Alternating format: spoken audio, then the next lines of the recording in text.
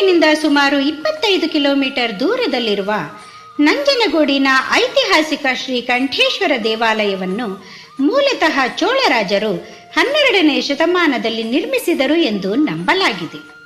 1849ರಲ್ಲಿ ಮೈಸೂರಿನ ಮುಮ್ಮಡಿ ಕೃಷ್ಣರಾಜ ಒಡೆಯರ್ ಅವರ ಪತ್ನಿ ದೇವರಾಜಮ್ಮಣ್ಣಿ ಅವರು 7 ಅಂತಸ್ತಿನ ಗೋಪುರವನ್ನು ನಿರ್ಮಿಸಿದರು.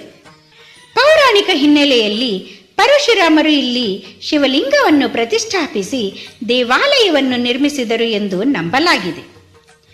ನಂಜನಗೂಡಿನ ನಂಜುಂಡೇಶ್ವರ ದೇವಾಲಯವು ಕಪಿಲಾ ನದಿಯ ದಡದಲ್ಲಿರುವ ಕರ್ನಾಟಕದ ಪುರಾತನ ಮತ್ತು ಪ್ರಸಿದ್ಧ ಶೈವ ಕ್ಷೇತ್ರವಾಗಿದೆ. ದಕ್ಷಿಣ ಕಾಶಿ ಎಂದೇ ಪ್ರಸಿದ್ಧವಾಗಿರುವ ಈ ದೇವಾಲಯವು ಶಿವನು ಹಾಲಾಹಲ ವಿಷ ಸೇವಿಸಿದ ಸ್ಥಳವೆಂದು ನಂಬಲಾಗಿದೆ. 170 ಅಡಿ ಎತ್ತರದ 7 ಅಂತಸ್ತಿನ ಗೋಪುರ, ಹೊಯ್ಸಳ ಗಂಗರ ಶೈಲಿಯ ವಾಸ್ತುಶಿಲ್ಪ ಮತ್ತು ವರ್ಷಕ್ಕೆ 2 ಬಾರಿ ನಡೆಯುವ ದೊಡ್ಡ ಜಾತ್ರೆ ಇಲ್ಲಿನ ವಿಶೇಷ.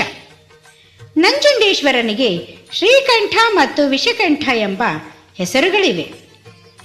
ಗಂಗರ ಕಾಲದಲ್ಲಿ ನಿರ್ಮಾಣವಾಗಿ ಹೊಯ್ಸಳರು ಮತ್ತು ಮೈಸೂರು ಒಡೆಯರಿಂದ ನವೀಕರಣಗೊಂಡಿದೆ.